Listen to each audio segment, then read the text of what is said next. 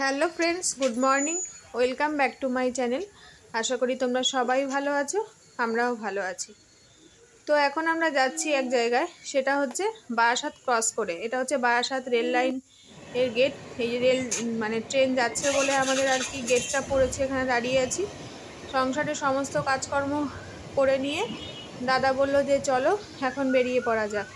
তো আমরা বেরিয়ে পড়লাম হচ্ছে দাদার যে কানের মেশিনের কথা তোমাদেরকে বলছিলাম, তো সেখানে আমাদেরকে আজকে আবার যেতে হচ্ছে, কয়েকদিনই পর পর আমাদের ওখানে যেতেই হচ্ছে। তো সেই উদ্দেশ্যেই রওনা দিলাম। কানের মেশিনটা আজকে ঠিকঠাক হয়ে গেছে, জাস্ট আজকে কিভাবে কত টাকা কিভাবে দিতে হবে সেই সবের জন্য আর কি আমরা যাচ্ছি। তো অনেকটাই রাস্তা, বারাসাত রেল লাইন পার করেও অনেকটা দূর যেতে হয়। তো বাইক নিয়েই আমরা গেছি। তো যেতে যেতে চলো তোমাদেরকে দেখাচ্ছি যে কোন কত পর্যন্ত গেলাম। আর তোমরা এভাবেই সঙ্গে থাকো, সবসময় আমার পাশে থাকো।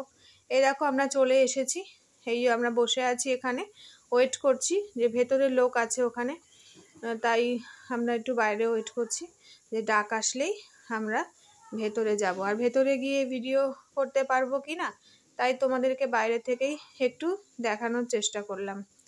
দাদা তো মন দিয়ে দেখে যাচ্ছে যে কোনটা ছেড়ে কোনটা নেবে, কোনটা ভালো আর কি।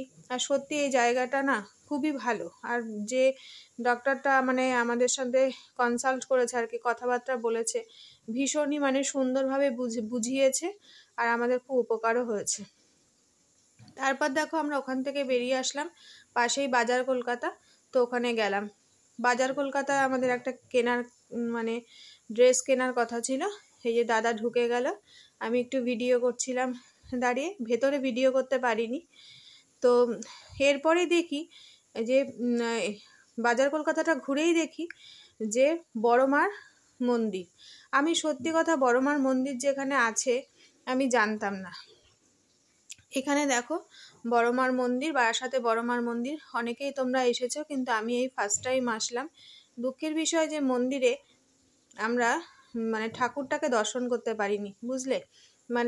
ভোগ দর্শন হওয়ার পরে ঠাকুরের গেটটা পর্দাটা ফেলে দিয়েছে। তো ওপর থেকে একটু দেখা যাচ্ছিল, দেখলাম। তারপরে প্রচুর প্রসাদের লাইন, ওখান থেকে আমরা দুপুরের প্রসাদটা ওখানে খেয়ে নিলাম। ভীষণ খুশি লাগছে, মনে লাগছিল আমার যে আমি যে আজকে প্রসাদ পাবো, বড় মার প্রসাদ পাবো, আমি সত্যি কথা ভাবতেও পারিনি।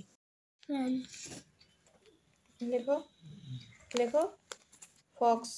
ফ্যান আর পাশে কি হবে? Fox. Fox. F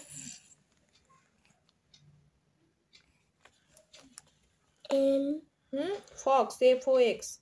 F O X fox. G U. সব থেকে বড় হচ্ছে, সব থেকে ছোট স্টুডেন্ট। করো করো, GUN গান। GUN গান। খেয়ে নিলাম চা আর মুড়ি পড়াতে পড়াতে। কিরে তুই করছিস তো? হ্যাঁ।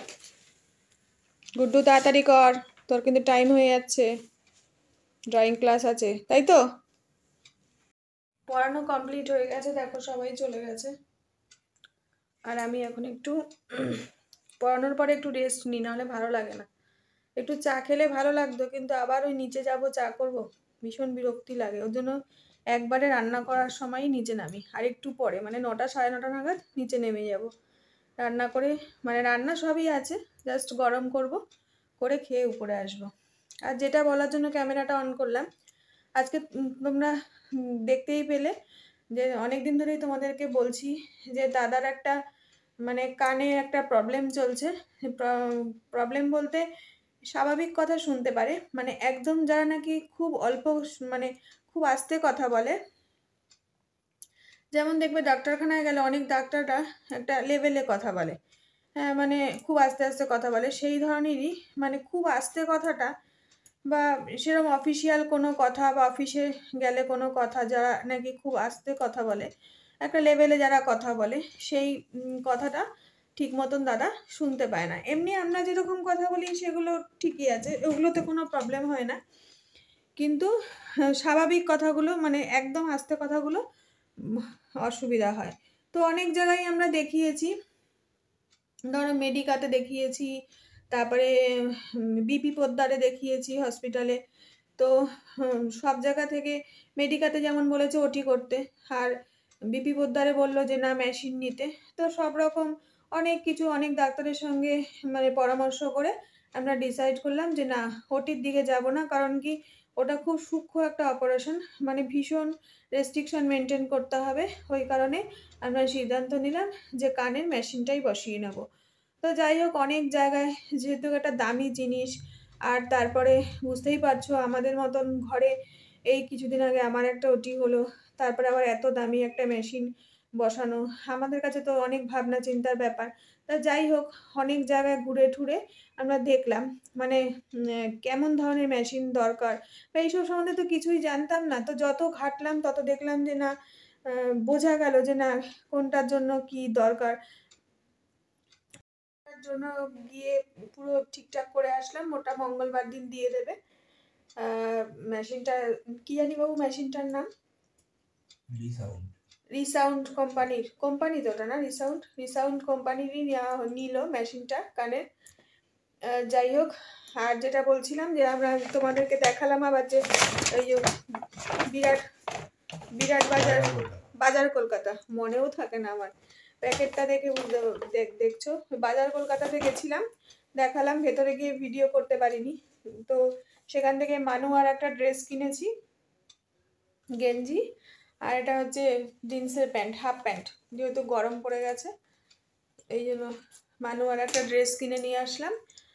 আর তারপরেও যেটা বলবো যে আমি তো জানতাম না যে ওখানে বড় মায়ের মন্দির আছে, মানে বারাসাতে আছে একটা শুনেছি, কিন্তু ওই পাশেই যে সেটা জানতাম না। দাদা দেখি হঠাৎ মন্দিরের সামনে নিয়ে গেছে, আমার তো ভীষণ ভালো লাগলো। মানে আমি মায়ের দর্শন করতে পারিনি যদিও বা, মানে তখনই আরতি হয়ে ভোগ হয়ে গেটে পর্দাটা দিয়ে দিয়েছে, ওপর থেকে তাও দেখা যাচ্ছিল, একটুখানি দর্শন করেছি, কিন্তু পুরোপুরি ভালোভাবে দেখতে পাইনি। হ্যাঁ, তখনই প্রসাদ বিতরণ হচ্ছিল, তো আমি অনেক তা লাইনে দাঁড়িয়ে আজকে একটু বড় মায়ের প্রসাদ পেলাম দুপুরবেলা।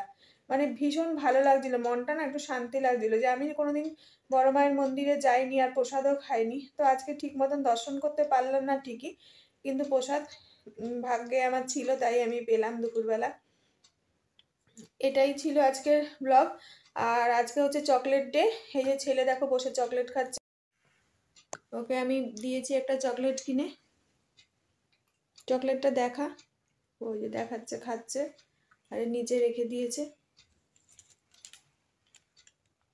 Dark chocolate. তো এইভাবেই আজকে চকলেট ডেটা পালন হলো ছেলেকে দিয়ে। তো সবাই তোমরা ভালো থেকো, সুস্থ থেকো, আর এইভাবেই আমার পাশে থেকো। Good night.